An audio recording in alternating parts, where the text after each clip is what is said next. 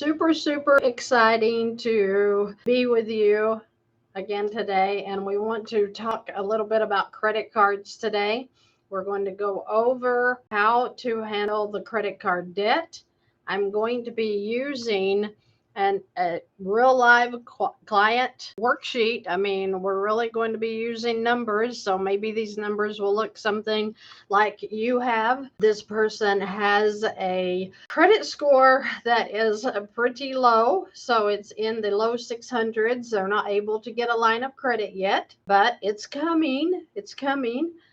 We just got to get her set up in a strategy. Guys, that's what it's about, is having a strategy. If you're sitting there totally confused about what your finances look like, about what to do, then it causes a frustration. It causes us to be overwhelmed, and then we don't do anything. So you have to know your numbers first. We talked about this yesterday. It's super important to know your numbers.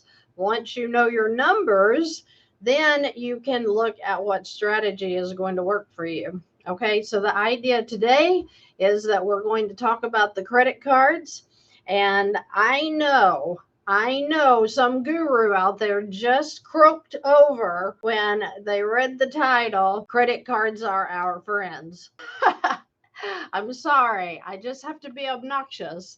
And what I think is wildly hilarious is when I have people write me and they say, I watched this video and I think you're misleading. You know what, clown? Turn to another channel, right? You don't have to watch this one.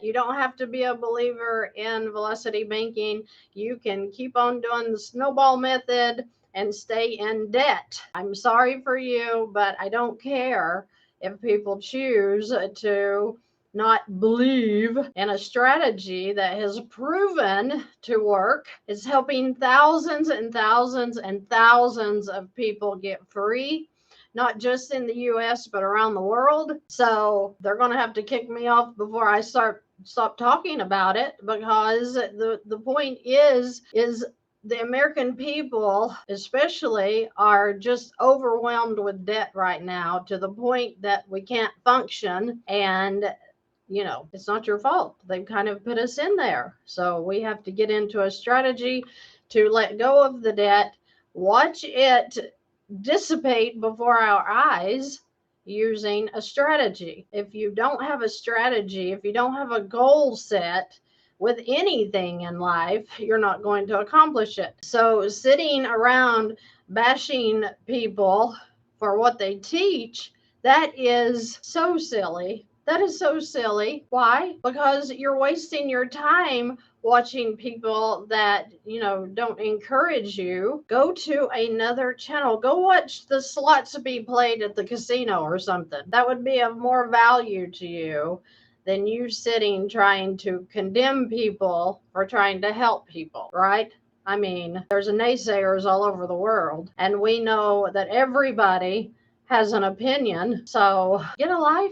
I mean, people just need to get a life and let people be free and stop trying to naysay everything around you. You little negative Nancy, go somewhere else. We don't have time for you here. So all of that being said, I literally laughed out loud this morning at a clown, and I call him a clown because the point is they literally go around trying to distract people from doing good because they're doing nothing with their life, right? So a nice name for somebody who irritates you and thinks that they're, making way by using negative comments. To me, that's a clown, and it makes me laugh. So I've been laughing this morning. It's been fun. So I wanted to talk about the credit cards. Let's get to that. I've only got a few minutes here, so I don't want to waste my time. I lost the worksheet. Okay, so this lady has an income of $4,800. So the income, $4,800. That's what the bring home pay is per month. Now her debt, the total payments on her debt is, let me add up the credit cards here since that's what we're going to be working on. Okay, so she has a total of $685 in credit card payments per month. And then she has a total credit card debt of about $13,000. And she does have a home. She does have a personal loan. But we're going to deal with the credit cards today.